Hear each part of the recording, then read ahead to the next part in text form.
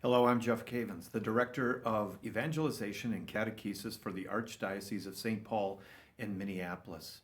It's a privilege to talk to you about the most precious thing in your life, which is your children. When it came to looking at what we're going to do in the Archdiocese in the area of evangelization, there were two areas that we felt we could really give our energy to. One is men's ministry, particularly what we would call a man crisis, and that is men being involved in the church and knowing their faith and passing that faith on to their children. Putting it simply, men are providers and men are protectors, but men are also leaders, and we're giving our attention to that. The second area that we're really focusing on is your children, and we think that the issue of fathers and children are related. But I want to talk to you as a family right now about your children and where they're at in the faith. As you look at children across the country, we realize that we are facing a crisis today. And that crisis is that many of our children are growing up without any understanding of salvation history. In other words, they do not know how to walk from Genesis all the way to Revelation and really understand the overarching story of God, God's amazing plan. You know, the Catechism starts off and says that God has a plan of sheer goodness. And what we're finding out in our studies is that many, if not most, of our children today are not cognizant, they're not aware of this plan of sheer goodness.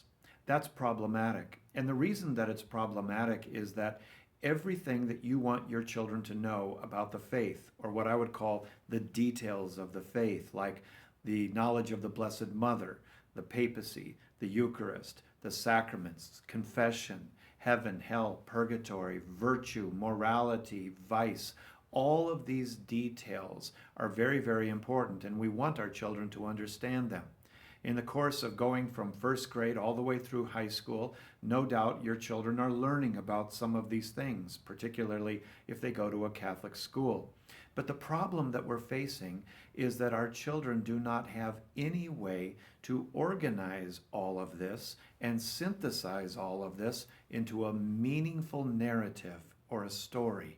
And if they can't do that, then they most likely are going to forget the details of the faith, and they certainly will not understand their place in this wonderful faith.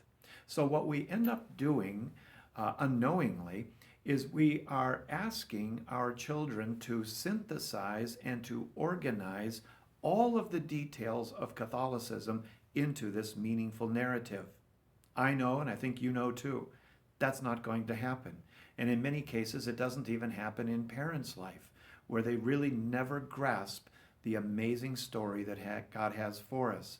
Now, if we as adults don't understand that story, then we're going to have a difficult time really putting into practice all the details of Catholicism and putting them into practice in such a way that we see what we're doing as part of a big story in our life. If we struggle with that, certainly our children are going to struggle also. I like to put it this way. If I were to invite you to a seminar, a wonderful all-day seminar, and I was going to give 4 talks at this seminar, and you asked me ahead of time, what are the titles of those talks? And I said, well, I've got 4 great talks. The first one is on the power of ruby slippers, and it's a great talk that will take you to other places. The second talk is about flying monkeys. Now, that's a weird title, but I'm telling you right now, it's down to earth and it's going to be a great seminar. The third talk in this full day seminar is on tin men with hearts. Might sound strange, but it's a very motivational talk and a very moving talk. It will really move your heart. Now, the fourth talk is on how to kill a witch. And I'm not going to give you all the details now, but I'll just give you a hint. Water. Now, those are the 4 talks I'm going to give, and on the day that I show up to do the seminar, there's only a handful of people. And I go to the organizers and say, didn't you market this? Didn't you tell people about these 4 great killer talks? And they tell me, Jeff, we don't know how to tell you this, but the people have never seen The Wizard of Oz. And I say, they have what? They have never seen The Wizard of Oz. These things don't make sense. They don't know why they should be studying them. My friend, That's the problem your children are facing, is that they don't know why they should study all these details. They've never seen the movie. They've never heard the story of salvation history. But if they had heard the story and understood the overarching story of God's plan, all of the details of Catholicism would truly make sense, and it would be interesting. You know, children love stories. They love stories, but they're like you, and they're like me. They don't like stories that don't make sense. They don't like stories that they don't understand. So our initiative here in the Archdiocese is to work with parishes, it's to work with schools, and it's to introduce this story to children in grade school level. Do you know that by the time that many of our children reach high school, it is very difficult to get their attention at that point once they've reached high school? And we have an unprecedented opportunity in grade school to introduce them to a story in a way that interests them. And that's what we want to introduce to you. And we believe that you are part of the solution as parents. You know, when kids grow up from the age of around first grade to third grade, they are learning to read. And it is an exciting time for them to learn to read. But right around fourth grade, they start reading to learn. They've mastered the art of reading. They basically have the English language down, and now they are beginning to accumulate knowledge.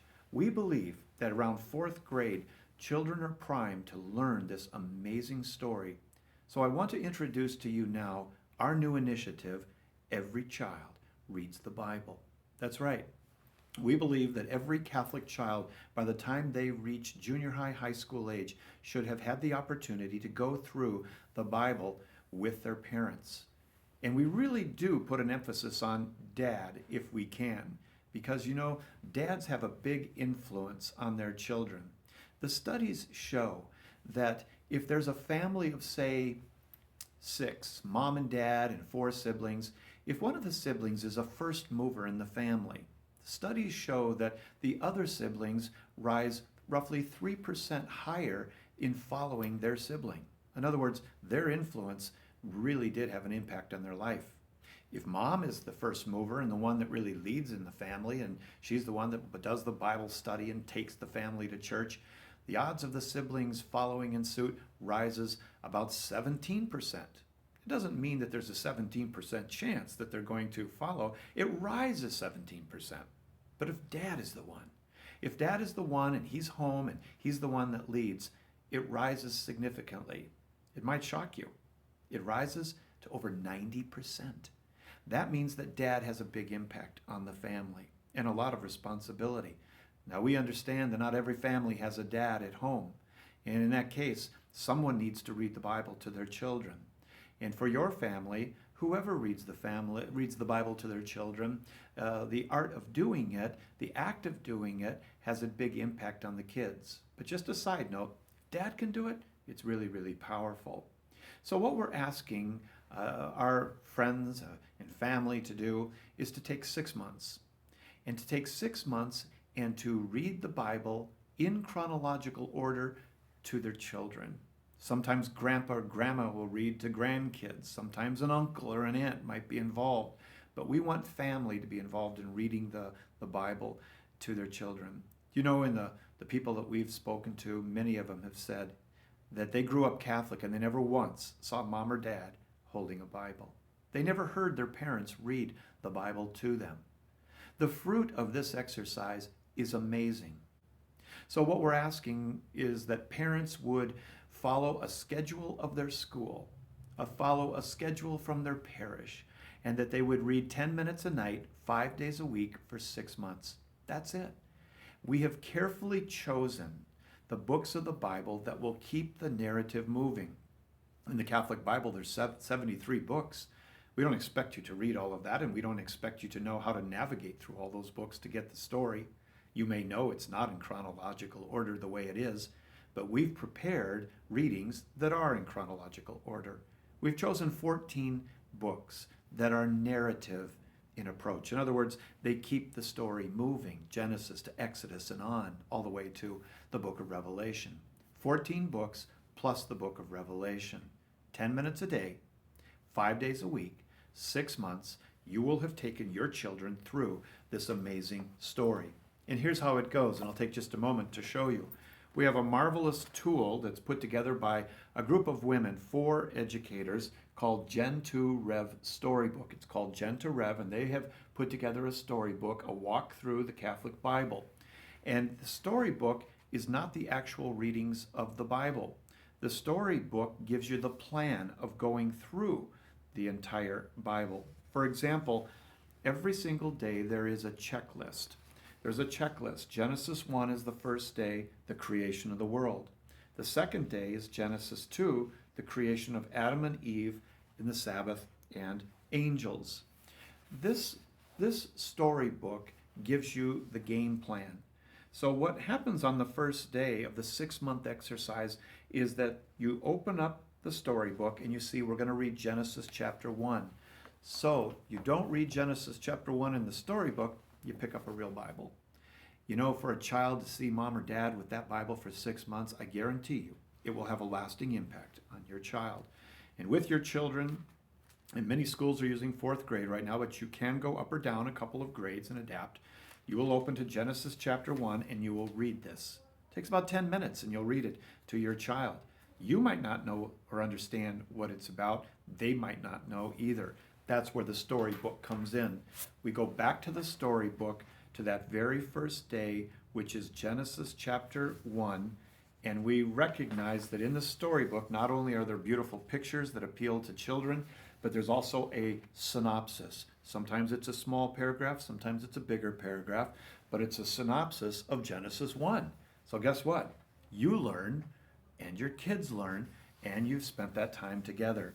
You will go through every day for those 6 months, and you'll read the appropriate selection in the real Bible, holding it, and you'll also come back here and read an explanation of what you just read. But here's the bonus. In the side columns, there are icons. For example, see the cross here. There are hearts, there are banners, there's bold text in the actual writing. There are round blue circles in the shape of a rosary. We really believe that it's important for children to understand that what we believe as Catholics is not made up, but it springs from this amazing story of salvation history. And if someone asks them, where did you come up with that as Catholics? We'll be able to say to them, and our children will say, it's from the Bible. For example, in the New Testament, the Last Supper, all kinds of things are happening here. We have the crosses, those are the sacraments. We have the sacrament of the Eucharist. The sacrament of holy orders took place from here. The heart represents covenants. This is the new and everlasting covenant that springs from the story. The blue circles are the mysteries of the rosary. If there's a banner, it's a part of the creed that we recite in Mass. If any of the text is bold, it means that those words from this reading are said by you or the priest in Mass. So in other words, everything that we do as Catholics springs from this amazing story. But to get this story across to our children, it's not going to happen in Sunday Mass. It most likely is not going to happen in CCD or the Catholic school that you are sending your children to. This will happen in the home. And this is where parents play a very, very significant role. So I want to thank you for being a part of this, and know that I'll be praying for you. But know this, the fruit that will come as a result of this exercise between you and your children, you will never regret. You will be very, very thankful in years to come that you took the time to read this basic story to your children. And may the Word of God, become like a seed in your life and your children's life that will keep them firmly planted within the family of God. Well, they will not stray later. One of the biggest questions that I get as I travel around the world is, my kids have left the faith. What do I do to get them back? Well, there's a lot of things you can do. You can pray for them, and you can begin to learn Scripture yourself. But let me just back up. Let's use preventative medicine, shall we? Let's give them a firm foundation and a knowledge of their story in the midst of God's story so that they don't leave.